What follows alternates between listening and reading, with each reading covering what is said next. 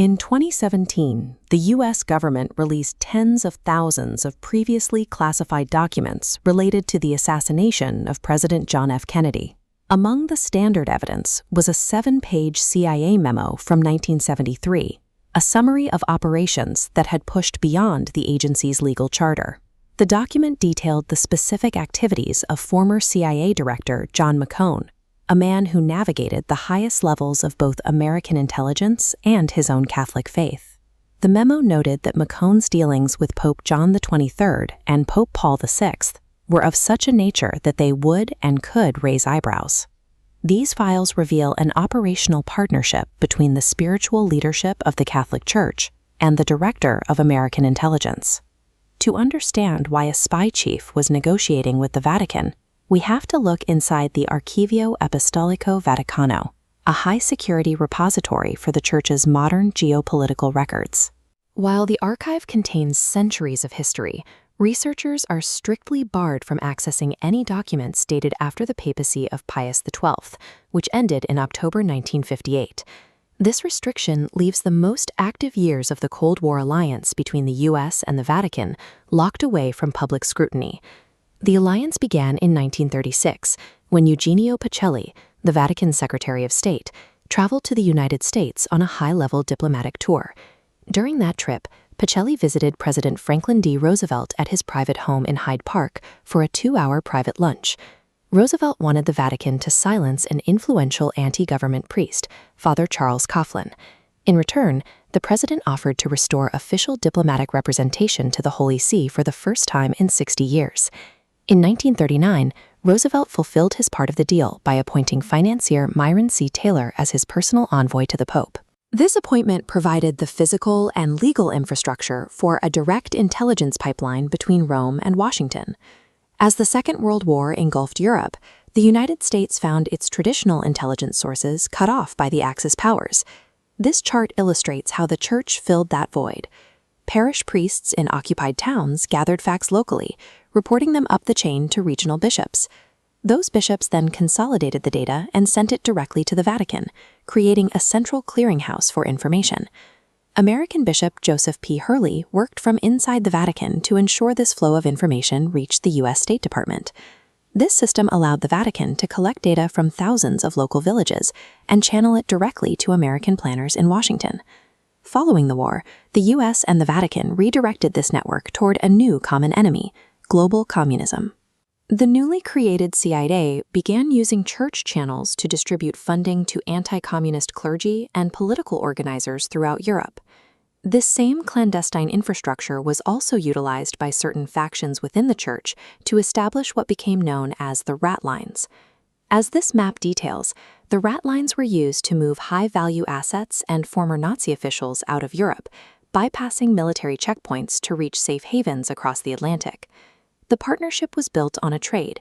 The U.S. provided the necessary funding and security, while the Vatican offered a pre-existing human network that was shielded from conventional government oversight. These historical operations provide the context for the 1973 memo. The secret meetings between Director John McCone and Pope Paul VI were the continuation of a decades-long institutional partnership. It demonstrates that spiritual and social networks can be mobilized to perform the same functions as a traditional military intelligence agency. Much of the documentation detailing these operations remains inside the Vatican, protected by the archive's strict access dates. Until the post-1958 records are unsealed, the full extent of the cooperation between the CIA and the leaders of the Catholic Church will remain a matter of classified history. Look at this map of Europe during the height of World War II. Every standard path for gathering intelligence, the borders, the shipping ports, the railways, is systematically choked off by the expanding Axis powers. The United States military was effectively blind. They had no reliable way to track troop movements or internal fascist politics within the continent. Fighting a war without eyes on the ground meant the U.S. was operating in a total intelligence vacuum. However, one loophole remained on the map. Deep inside fascist Italy sat Vatican City, a sovereign island protected by ancient stone walls and a status of strict political neutrality. American Bishop Joseph P. Hurley recognized that this neutrality allowed for a specialized kind of access. He utilized religious cover, the fact that a priest could move through villages and government offices where a soldier would be arrested or shot. This wasn't a military operation, but a human one. Information gathered at a border passed from missionary to nun to parish priest. Zooming out, these data points bypassed military checkpoints, converging at the Vatican, where Hurley sent the intelligence directly to the U.S. State Department. By 1945, the Church had unknowingly developed a logistical network that could bypass any border on Earth. When the war ended, that network didn't go away. It remained fully operational, waiting for a new objective. The end of one war immediately gave way to another. As the Soviet Union expanded, a new barrier of concrete and barbed wire, the Iron Curtain, descended across Europe. The newly formed CIA faced a massive challenge. To counter the spread of communism, they needed a global, organized, and fiercely anti-communist network that could operate in the shadows. They realized they didn't need to build this network from scratch. The Catholic Church already possessed the exact international infrastructure the agency required.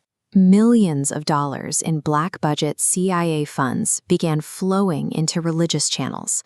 American intelligence officers were quietly integrated into Vatican circles, turning high-ranking clergy into active participants in U.S. strategy.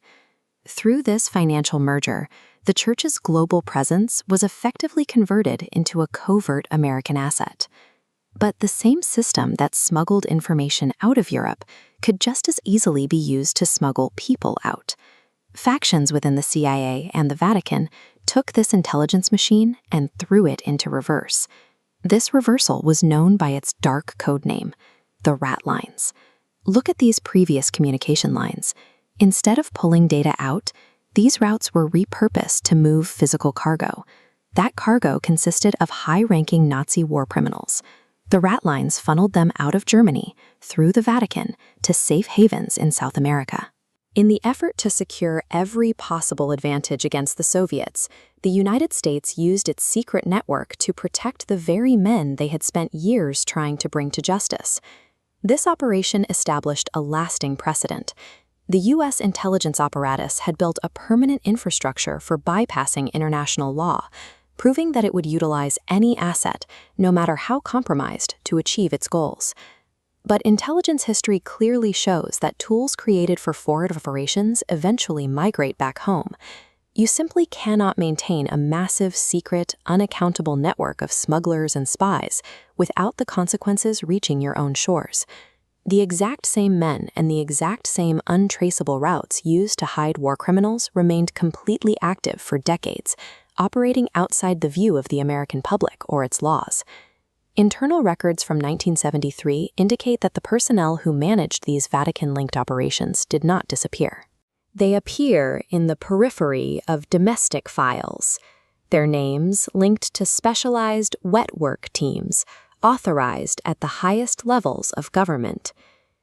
These records suggest that the same operatives who once moved Nazis through Rome were now active in the domestic sphere, specifically in the planning of the events that unfolded in a Dallas motorcade in November 1963.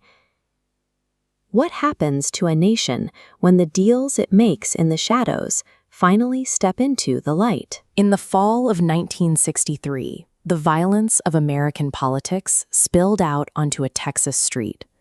The gunshots in Dealey Plaza captured the loud, public chaos defining the entire decade. But 5,000 miles away, the response from one of the world's most powerful political centers was absolute silence. While the rest of the world navigated these shifts, the Holy See maintained an institutional opacity that left its internal deliberations unrecorded. Because the Vatican refuses to release its records from this specific era, a massive void remains in our understanding of how global power was actually wielded in the 1960s. Deep beneath Rome, millions of documents sit in miles of shelving. They function as a meticulously kept ledger of modern geopolitical influence. Yet access to that ledger stops abruptly. The Vatican strictly enforces an archival cutoff at the year 1958, locking away the official paper trail generated during the height of the Cold War. Today, investigative journalists like Gerald Posner are actively challenging this institutional barrier. They are hunting for proof of a highly sensitive collaboration, a shadow alliance that bridged the highest levels of American intelligence with the global reach of the Catholic Church. The year 1958 doesn't signify a moment the Church stepped back from world affairs. The evidence suggests it marks the exact moment a covert operational partnership began. The first crack in that 1958 wall came from Washington.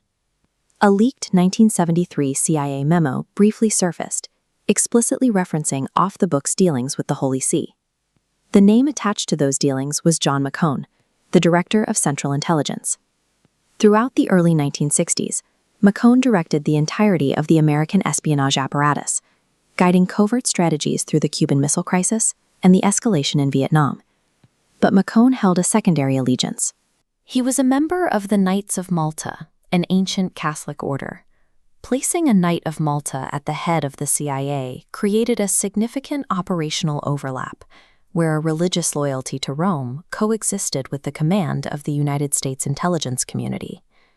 McCone's religious status granted him a unique privilege: direct, unmonitored back-channel access to Pope Paul VI. He could bypass standard diplomatic protocols, delivering sensitive intelligence straight to the pontiff's desk. Washington began routing strategic objectives through Vatican City, aligning American foreign policy with the Church's global infrastructure to influence Cold War territories. The CIA recognized the tactical value of this arrangement, leveraging the Church's moral authority and its network of priests to counter secular communist adversaries.